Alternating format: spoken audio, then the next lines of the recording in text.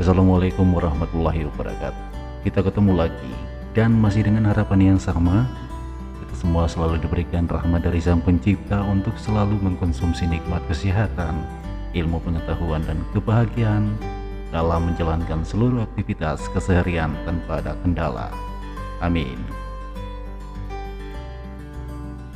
Salah satu topik menarik dalam diskusi manajemen operasional adalah terkait desain tata letak atau layout design. Tata letak adalah salah satu strategi operasional perusahaan yang merupakan keputusan manajemen agar mencapai efisiensi kegiatan operasional perusahaan. Dengan desain tata letak yang tepat dan sesuai, diharapkan akan memperlancar kegiatan operasi perusahaan dan memudahkan para pekerja dapat melakukan operasi dengan efektif dan efisien. Selanjutnya, apa dan bagaimana desain tata letak dalam konsep manajemen operasional itu dilaksanakan? Kita akan membahas secara ringkas dalam video kali ini. Secara konsep, desain tata letak dalam manajemen operasional terdiri dari dua istilah, yakni desain yang berarti suatu perencanaan atau perancangan yang dilakukan sebelum pembuatan suatu objek, sistem, komponen, atau struktur. Dan kemudian istilah tata letak yang berarti pengaturan fasilitas-fasilitas guna menunjang kelancaran proses operasional di dalamnya guna menciptakan area kerja yang efektif, efisien, aman, dan ergonomis. Desain tata letak sangat penting dalam menunjang operasional perusahaan atau organisasi. Hal ini tidak lain disebabkan oleh karena keterbatasan yang dimiliki oleh perusahaan atau organisasi terkait kepemilikan sumber daya, baik itu manusia, mesin, modal, metode, material flow, sumber daya alam yang ada di lingkungan organisasi termasuk energi, demikian pula dengan informasi. Selain itu, perubahan lingkungan yang sangat dinamis memaksa perusahaan atau organisasi harus senantiasa beradaptasi dengan segala bentuk perubahan lingkungan yang berkaitan dengan politik, ekonomi, sosial, teknologi, alam lingkungan sekitarnya, legal atau masalah hukum, aturan, regulasi, atau masalah etika. Russell & Taylor tahun 2000, Case dan kawan-kawan 2001, kemudian ada David C. Otis tahun 81 menyatakan bahwa desain tata letak bertujuan untuk meminimumkan material handling cost, meningkatkan efisiensi utilitas ruangan, meningkatkan efisiensi utilitas tenaga kerja, mengurangi kendala proses, dan memudahkan komunikasi dan interaksi antara para pekerja dengan supervisinya, dan atau antara pekerja dengan para pelanggan perusahaan. Berikut ini adalah ciri-ciri tata letak yang baik. Yang pertama, pemanfaatan ruang yang efisien. Tata letak yang optimal harus menggunakan ruang yang tersedia dengan cara yang menarik. Seharusnya tidak ada pemborosan ruang sama sekali. Peralatan, titik layanan, dan staf harus diatur sedemikian rupa sehingga ruang dapat digunakan secara efisien. Kemudian yang kedua, ekonomis dalam penanganan. Dalam sumber daya, barang dalam proses, dan stok jadi, tata letak harus hemat biaya. Penanganan harus dikurangi dengan pemanfaatan propulif, conveyor, peluncuran, dan gerekan yang ideal. Kemudian yang ketiga ada gerakan minimal. Tata letak harus dirancang sedemikian rupa sehingga peralatan dan orang bergerak sesedikit mungkin. Gerakan harus cukup jauh. Penanganan material tidak langsung akan sia-sia meningkatkan biaya tanpa menambahkan manfaat apapun. Akibatnya sedapat mungkin hindari penggunaan penanganan tidak langsung. Yang keempat ada aksesibilitas. Fasilitas manufaktur, pemeliharaan, dan servis harus tersedia secara efektif tanpa pencegahan. Harus ada ruang yang cukup di antara peralatan untuk mencapai tujuan ini, sehingga bahan baku, mesin, dan manusia dapat bergerak bebas dari satu tempat ke tempat lain. Yang kelima ada fleksibilitas. Manufaktur adalah proses yang dinamis. Ada kemajuan yang konsisten dalam jenis pembuatan produk dan dalam peralatan, metode, dan proses produksi. Oleh karena itu, tata letak harus dirancang sedemikian rupa sehingga dapat beradaptasi dengan perubahan. Yang keenam ada bahan dan peralatan. Tata letak harus terdiri dari perlindungan terhadap kebakaran, pencurian, kelembaban, dan kerusakan umum peralatan dan bahan. Harus ada fasilitas penyimpanan yang memadai dan aman.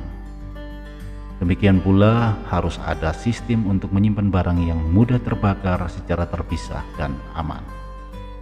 Yang ketujuh ada pengurangan ketidaknyamanan. Tata letak harus dibuat sedemikian rupa sehingga para pekerja senyaman mungkin. Hal tersebut terlihat dari pencahayaan dan ventilasi yang memadai dan membatasi efek panas, bau, kebisingan, getaran, dan debu. Kemudian yang kedelapan ada visibilitas. Pekerjaan harus diatur sehingga tidak ada masalah dalam pengawasan, pengorganisasian, dan kontrol. Bahan baku, barang dalam proses, dan barang jadi semuanya harus memiliki area penyimpanan khusus yang selalu terlihat. Ini akan mengurangi masalah pencurian dan lain-lain. Yang kesembilan ada memastikan koordinasi. Tata letak yang layak akan memiliki opsi untuk mengkoordinasikan semua tugas. Namun, formatnya harus direncanakan dengan mempertimbangkan keterkaitan antara beberapa departemen atau bagian, peralatan, dan personel. Akibatnya sangat penting untuk mengevaluasi keseluruhan gambaran organisasi saat membuat tata letak. Yang ke-10 ada kepatuhan terhadap peraturan perundang-undangan. Tata letak harus mematuhi pedoman undang-undang pabrik untuk kesejahteraan dan keamanan karyawan. Kepatuhan terhadap pedoman di atas akan mengurangi kecelakaan, mengurangi ketidakhadiran karena sakit, sehingga meningkatkan produktivitas. Jika karakteristik tersebut mampu dioptimalkan, maka desain tata letak dalam manajemen operasional akan memberikan manfaat, antara lain dalam penentuan lokasi pabrik, optimalisasi fasilitas dan sumber daya, struktur dan sistem kerja, interrelasi antara pemangku kepentingan, serta manfaat yang lainnya. Selanjutnya dalam penyusunan tata letak terdapat 6 prinsip yang harus dipenuhi. Antara lain yang pertama, Principle of Overall Integration atau prinsip integrasi keseluruhan. Untuk menghasilkan koneksi yang harmonis serta tata letak yang baik dan benar, yaitu dengan melakukan integrasi tenaga kerja, bahan, mesin, peralatan, dan perlengkapan serta semua faktor yang mempengaruhi proses produksi menjadi satu unit organisasi yang besar. Yang kedua, Principle of Minimum Distance Movement atau prinsip pergerakan dengan jarak minimum. Prinsip ini menerapkan jarak tempuh yang pendek seperti pergerakan tenaga kerja, bahan, barang jadi, dan setengah jadi dapat dihemat dengan mengurangi jarak perpindahan dengan seminimum mungkin.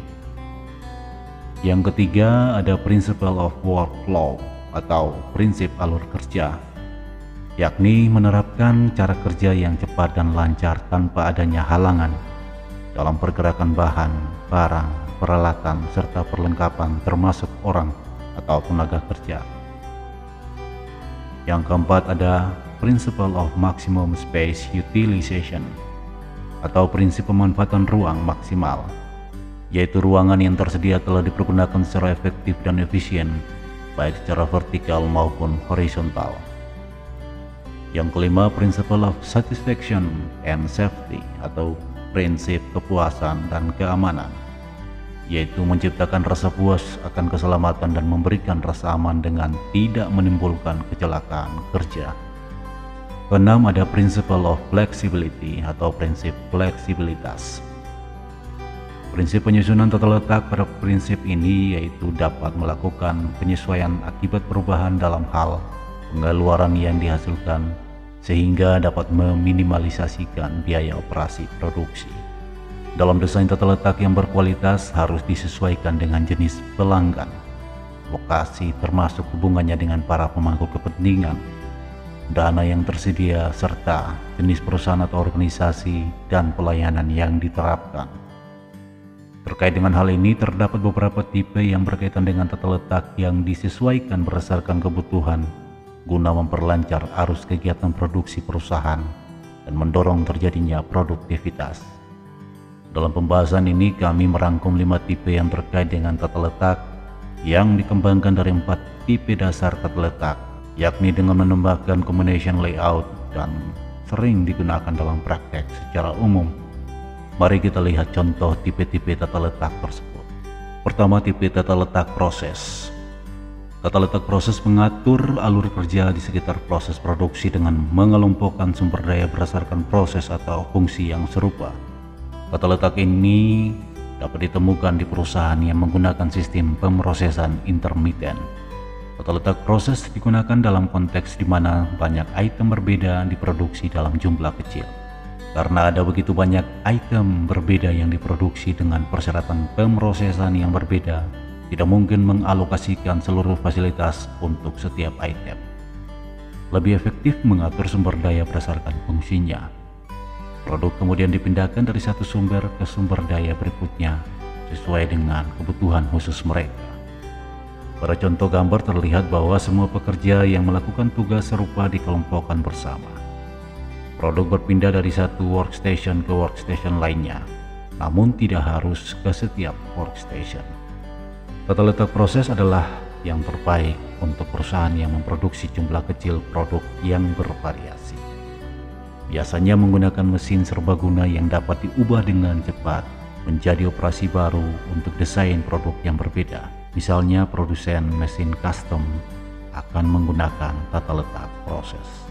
Yang kedua, ketika semua peralatan dan mesin pemrosesan diposisikan sesuai dengan urutan operasi produk, jenis tata letak ini dikenal dengan tata letak produk. Produk yang membutuhkan proses produksi yang terus-menerus atau berulang menggunakan tata letak produk atau lini perakitan. Fokus utama tata letak produk adalah urutan operasi mengenai produksi atau perakitan yang diperlukan untuk suatu produk atau beberapa bagiannya yang diproduksi dan dirakit. Ketika produk dalam jumlah besar harus diproses secara berkelanjutan, stasiun kerja atau departemen diatur dalam satu baris dengan produk yang bergerak di sepanjang garis tersebut. Dalam hal tata letak produk, jika ada volume produksi yang signifikan dari satu atau lebih dari satu produk, fasilitas dapat diselaraskan untuk memastikan aliran material yang optimal dan mengurangi biaya per unit. Untuk tujuan ini, mesin khusus digunakan untuk melakukan pekerjaan yang diinginkan secara tepat waktu dan dapat diandalkan. Namun ini tidak seperti tata letak proses. Tata letak produk tidak fleksibel karena dirancang untuk mengembangkan atau merakit satu produk. Produsen mobil dan peralatan serta pabrik pengolahan makanan biasanya menggunakan tata letak produk. Perusahaan jasa juga dapat menggunakan tata letak produk untuk operasi pemrosesan rutin. Yang ketiga ada tata letak kombinasi, merupakan perpaduan dari tata letak proses dan produk. Keuntungan dari kedua jenis tata letak sebelumnya digabungkan dalam tata letak proses dan produk. Tata letak kombinasi dimungkinkan saat item diproduksi dalam berbagai jenis dan ukuran. Mesin dikelompokkan dalam tata letak proses, tetapi pengelompokan proses tersebut kemudian diurutkan secara berurutan untuk membuat berbagai barang dengan jenis dan ukuran yang berbeda. Perlu dicatat bahwa urutan proses konsisten pada berbagai item dan ukuran. Gambar pada contoh ini menampilkan jenis tata letak campuran untuk pembuatan roda gigi berbagai ukuran. Yang keempat ada tata letak tetap atau fixed layout. Tata letak ini digunakan untuk perusahaan atau organisasi yang memerlukan tempat untuk penyimpanan seperti gudang dan alat transportasi. Tata letak tetap memungkinkan suatu produk untuk pemeliharaan pada tempat tertentu dan sumber daya yang dibutuhkan seperti tenaga kerja, mesin, material, peralatan, dan lain-lain diangkut ke lokasi produk. Dengan kata lain, tempat elemen utama atau bagian produk tetap karena ukurannya yang lebih besar atau bodi yang substansial. Selain itu, biaya pemindahan atau biaya transportasi akan lebih rendah karena aset bergerak bila dibandingkan dengan biaya transportasi yang terkait dengan pergerakan produk. Akibatnya lebih menguntungkan untuk memindahkan alat, staf, perangkat keras, dan bahan yang diperlukan ke tempat pengumpulan produk daripada memindahkan produk. Misalnya produk yang berbeda seperti kapal, pesawat terbang, proyek yang berkaitan dengan konstruksi biasanya diproduksi melalui tata letak posisi tetap. Tata letak ini juga sering digunakan dalam berbagai layanan di tempat, seperti layanan yang berkaitan dengan pembersihan rumah, pertamanan, pengendalian hama, dan lain-lain. Pengaturan posisi tetap digunakan oleh berbagai organisasi yang memproduksi boiler dan turbin serta transportasi ke lokasi konstruksi. Sejalan dengan itu, tata letak ini sesuai untuk rumah sakit, di mana pasien adalah produk tetap utama, dan dokter, tenaga medis, obat-obatan, dan item lain yang diperlukan dikerahkan untuk pasien. Selanjutnya yang terakhir adalah grup atau cell layout. Tata letak jenis ini yaitu mengelompokkan produk atau jenis komponen yang dibuat berdasarkan kesamaan dalam proses, karena setiap produk cenderung memiliki proses yang sama. Teknologi grup atau teknologi seluler dipandang sebagai strategi yang memungkinkan untuk mengenali dan mengelompokkan bagian yang sebanding atau terkait yang diuraikan dalam proses produksi untuk mengambil keuntungan dari ekonomi yang melekat pada metode produksi aliran. Dengan kata lain, dalam teknologi grup atau tata letak manufaktur seluler, mesin yang berbeda dikelompokkan berdasarkan persyaratan proses untuk sekumpulan produk yang serupa atau kelompok bagian yang sebanding yang memerlukan jenis pemrosesan yang sebanding. Gugus yang terbentuk sedemikian rupa dinamakan dengan sel. Dalam teknologi kelompok atau tata letak seluler, sel dibentuk dengan mengelompokkan berbagai proses. Proses ini menggabungkan identifikasi bagian-bagian yang memiliki kualitas yang sebanding dalam konteks desain, contoh, bentuk, ukuran, dan fungsinya. Selain itu, kualitas proses komparatif, misalnya jenis pemrosesan yang dibutuhkan, urutan pemrosesan, dan jenis mesin yang akan dilakukan. Sebuah organisasi dapat menghindari kerumitan mengubah pengaturan saat ini dengan melakukannya. Tata letak seluler menggabungkan beberapa aspek produk dan tata letak posisi tetap. Sel kerja adalah unit produksi kecil dan mandiri yang mencakup beberapa mesin dan pekerja yang diatur dalam urutan yang kompak dan berurutan. Setiap sel kerja melakukan semua atau sebagian besar tugas yang diperlukan untuk menyelesaikan pesanan produksi. Tujuannya adalah untuk menciptakan lingkungan tim di mana anggota tim terlibat dalam produksi dari awal hingga akhir. Oke, untuk sementara pembahasan tentang desain tata letak kita cukupkan sampai di sini. Silakan tinggalkan pendapat sahabat terkait pembahasan ini pada kolom komentar untuk kita diskusikan. Lanjutan pembahasan tentang materi manajemen operasional yang lainnya akan dibahas pada video yang lain juga. Semoga bermanfaat, tetaplah berbagi ilmu, berbagi kebahagiaan untuk semua orang bersama DM Home Studio. Terima kasih. Wassalamualaikum warahmatullahi wabarakatuh.